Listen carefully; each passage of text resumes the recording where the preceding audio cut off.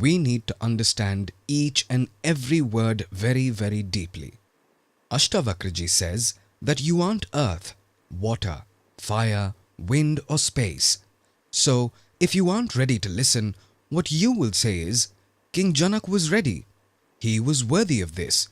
So, whatever ASHTAVAKRA Ji is saying, it's for King Janak, not for me.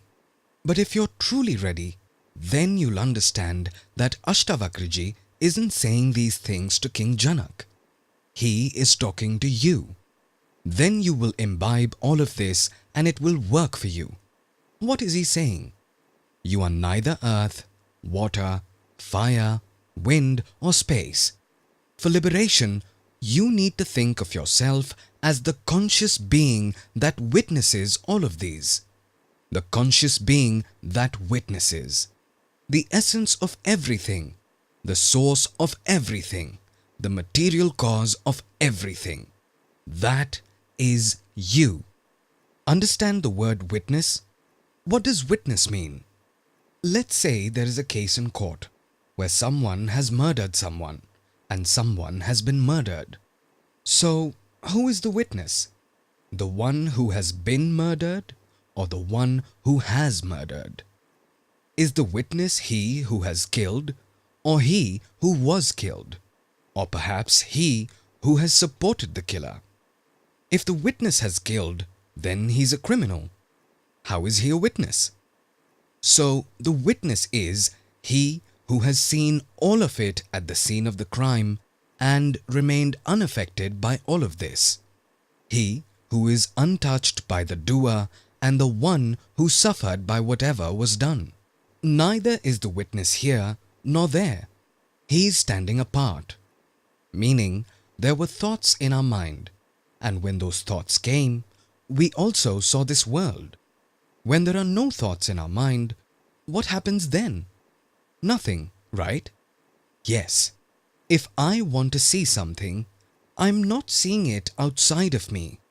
I'm seeing it inside my brain.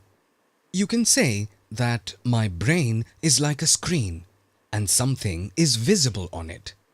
It can be any sensation. It could be visual, auditory, anything. So, if the brain is like a screen, at times you see something and at times you don't. So whatever came and whatever went by with those thoughts, that isn't a witness. A thought came and we were happy or sad because of it. We acted on thought or didn't. Who is facing all of this? He who is attached to that thought. Until when? Until he's latched on to that thought. Then maybe another thought when something else happens. A new reaction will start happening. So, am I that entity who is thinking about it, or am I that who knows both the presence and absence of thoughts? You are that. This is being said here. And this isn't being said to King Janak. This is being told to you. So, you're untouched by a thought, which appeared and can be turned into an action. And whatever you're thinking because of that thought, you can call a reaction. Reaction to that thought. This is a process of action and reaction. So, who is the witness? The one who is detached from this action and reaction. He doesn't have to be. He is detached. Just look at it step by step. Something happened in front of you. Something which is already fed into your body and mind that this shouldn't happen. There is a close relative of yours who dies. Now, because of that, there are sensations in the entire body. There are tears rolling down your cheeks. You're screaming and shouting in pain. You're feeling miserable. Whatever this is which is happening, the one who is aware of all of this, he is the witness. He is untouched by all of this. That witness is you. So, what's the problem? Is it that there are some emotions in your mind? No, the problem isn't even this. Because if you love someone, you will get attached to them. be it your parents, kids, husband or wife, anyone. The problem isn't this. The problem is that you are telling yourself that I am the one who is attached to that thought. That is me. That's the problem. In reality, I'm not attached at all. Neither am I attached to the action nor the reaction. I'm just an ever-present witness. The proof of this is that even if you're in the worst of situations in your life, you can come out of it immediately. If that situation would have happened to you, then who would come out? So that which is there in all the three states, when you were sleeping, when you were dreaming, and also right now when you are awake, is the conscious witness. When action happens, even then he sees and knows. When there's no action, then where's the question of a reaction? When there's no sensation, no thought, then how will there be a reaction? To be sad, you need to think of something, isn't it? Be sad without knowing about something. Can you? Try to be sad about such a person whom you don't even know. Can you? One who you can't even picture. What happens next? Neither is there a thought nor any reaction to it. So what happens? Peace, tranquility, silence. There is nothing to know. Now people who don't understand it deeply, what do? They try to achieve this state. A state where there's no action or reaction. But it's impossible to attain. Until there's body and mind, there will be action and reaction. There will be thoughts and consequent reactions. But true knowledge is, whatever happens, it doesn't actually affect me. That is liberation. Otherwise, you are always trying to become that which is impossible to become. That is someone who faces a problem but doesn't get affected by it. It's not possible. The essence of self-knowledge is that there will be problems and you'll be sad too. What is sadness? A sensation which you don't like. For example, if a hot object touches your body, your skin will burn. Similarly, if something bad happens to you, you will be sad. When does action-reaction happen? You saw something. A thought popped up. Now you linked it to your memory. Even saying that you linked it is wrong, because you're a witness. You don't link. You don't do anything. It happens on its own. It connects automatically. The moment you saw me, my name popped up in your head. You didn't have to do anything. It just happened. The moment my name came to you, you closed your eyes and my image popped up in your mind. You're not forcing it. It's happening on its own. Thoughts are forming on their own. But you're a witness. You aren't doing anything. All of this is happening on its own accord. Now ASHTAVAKRA ji says, if you separate your body and calmly be present in your unbound conscious self, then you'll be immediately happy, peaceful and unshackled. ASHTAVAKRA ji is telling this to you, not to King Janak. Separate your body. Not meaning separate it by killing it, but at the level of your understanding. What you strongly believe is that I am this body. For a while, leave that thought and just be. Be what you actually are. If you are that, then immediately you'll be happy, peaceful and unshackled. It's a big statement because he's not saying that you have to do this or that. Then you'll be happy and peaceful. Right now, meaning what I actually am needs to be at the right place. Our I is at the wrong place.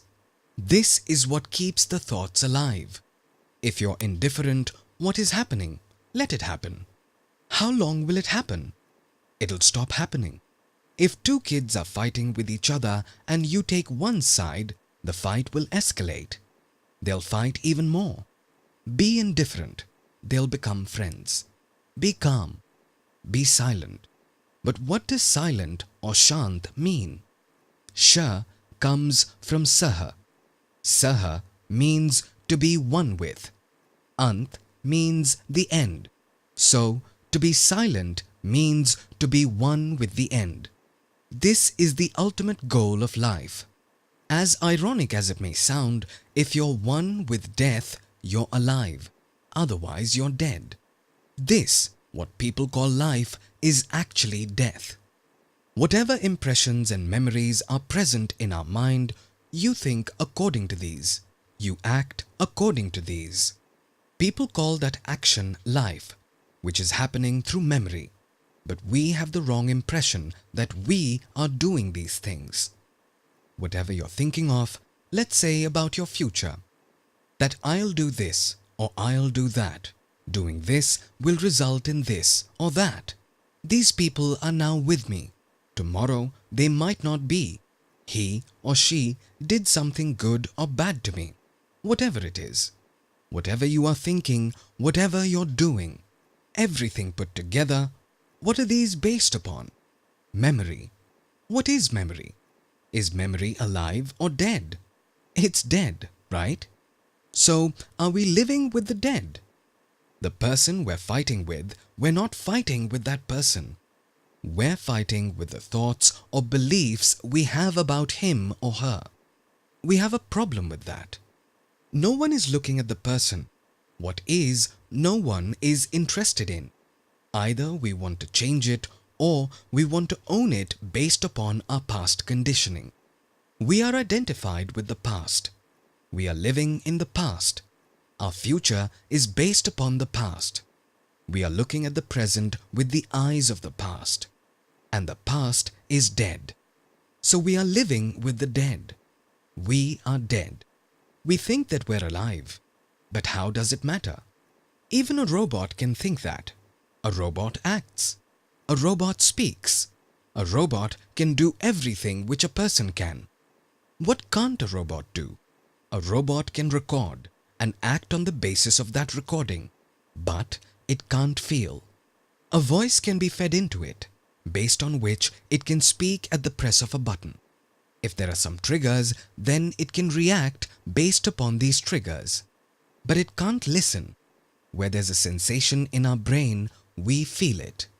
But if we don't feel, let's say something happened and we reacted immediately, then what's the difference between us and the robot?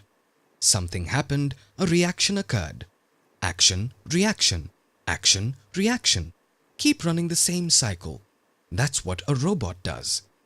What you call this moment or the present, is it really the present? You're looking at a star in the sky and say that I'm looking at a star in the sky. Are you actually looking at it?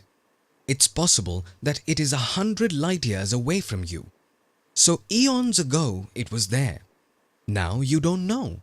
But it's possible that it died billions of years ago. So what are you looking at? Something that's not there. What voice are you listening to? That which was there a few seconds ago, microseconds ago, but it's no more. You're acting on the basis of that. You're recording that. You're thinking only about that. So what's really alive? Think about it. Is something which is still or not moving alive? Or something which is not still or constantly moving alive? In your mind, what is still or not moving? Some old memories which are frozen, the way they were 20 years ago. They're the same today. In this creation, nothing is still. Can this creation ever stop? Can this flow ever stop? Can anything in this creation stop?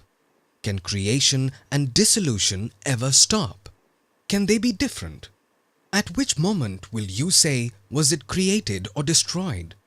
Everything is happening together. Clouds are forming and being destroyed. You can't say that clouds are forming but not being destroyed. It's happening together. Happening at each moment, not with a gap of even a second. Everything in this creation is being born and is dying. What is our mistake here? We're not looking at this truth. The body to which we're attached, it is constantly changing. What does change mean if it's not death? It is being born as well as dying at the same time. But we're not looking at this truth because we are identified with the body. That's why we're entangled in our thoughts. If we muster up the courage and see this truth that life and death aren't different but one, then you can live. Otherwise, you live in fear. Life and death can't be different from one another. There is no way to separate them. Where there's life, death is there too. At the time there's life, there's death too. If you look closely, you'll be able to see it. From far, you'll find something still. When you go near, nothing is still. Everything is moving. So what does shant or silent mean? To be one with the end. Because the end is not just the end, but also the beginning. Can they be different from one another? There's a movie playing on a screen. When that movie finishes, then what is the end of the movie? You can only see the screen. Wasn't that same screen present before the movie started? Was the screen present when the movie was on? Isn't that screen the end of that movie? It doesn't matter how long the movie is. 3 hours, 300 years, 3,000 years, or 3 billion years.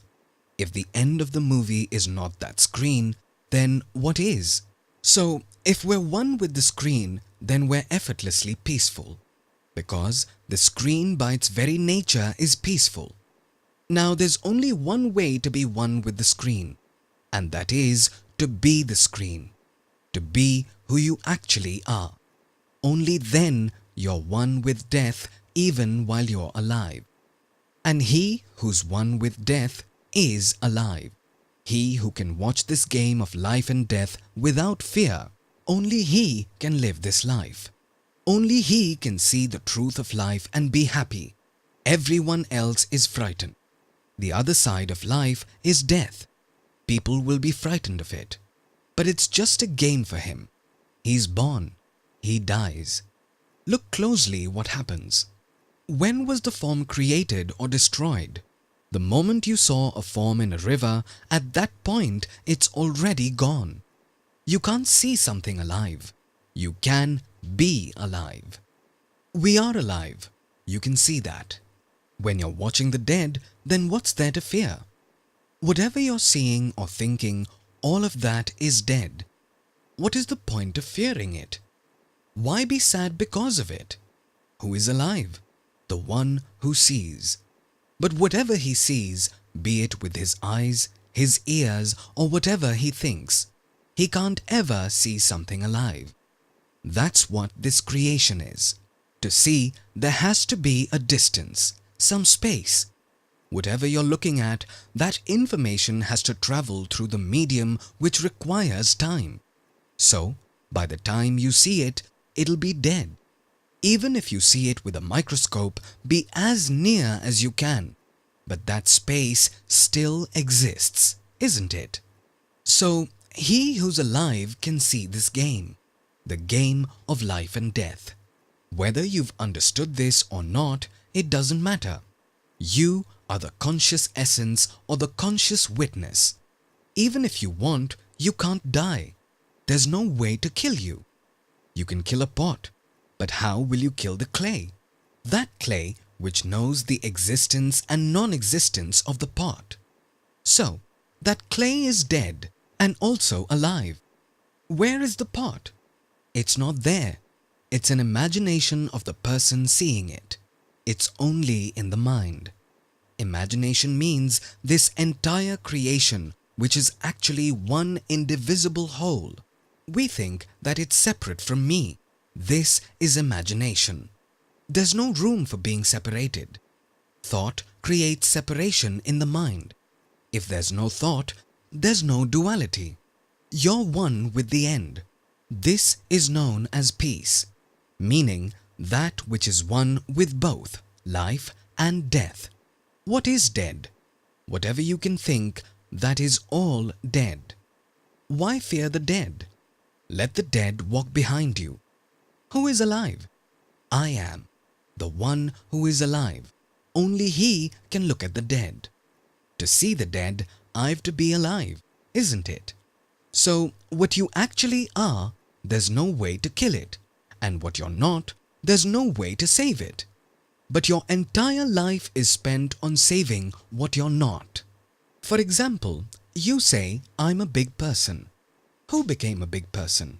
Can infinite be bigger? A person who says, I'm a big man, he's very small. What is he in front of this creation? The fact that he's saying this isn't the problem. The fact that he's even thinking of it is the problem. That is called foolishness. That which is the source of this entire creation. What can be bigger than that? ASHTAVAKRA ji says, neither are you Brahman, meaning neither are you a saint. There were categories of people in earlier days, different categorizations. Now you can categorize according to today's times.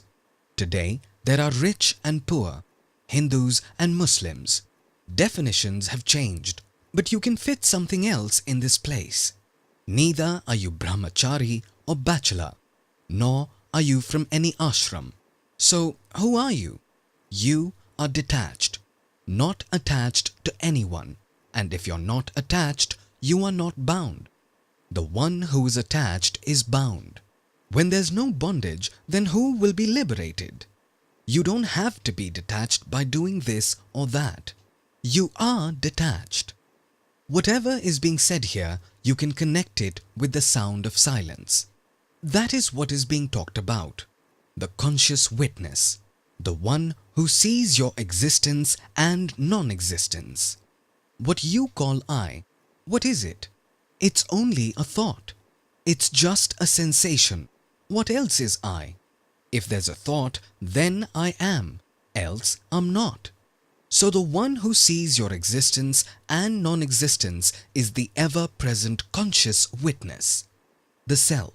You're detached. Just look back and see if you're detached or not. Look within and see. You're formless, meaning there's no shape to you. The one who has a form can be killed. Form can be killed. How can formless be killed? There's no way to save a form and there's no way to kill the formless. ASHTAVAKRA ji says, you're the world's witness. It means that you're the only conscious witness to this world.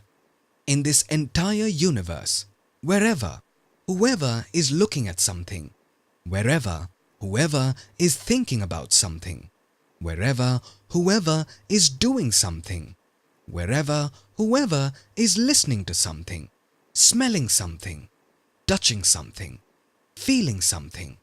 It's all happening because of the conscious witness. And who's that witness? It's you.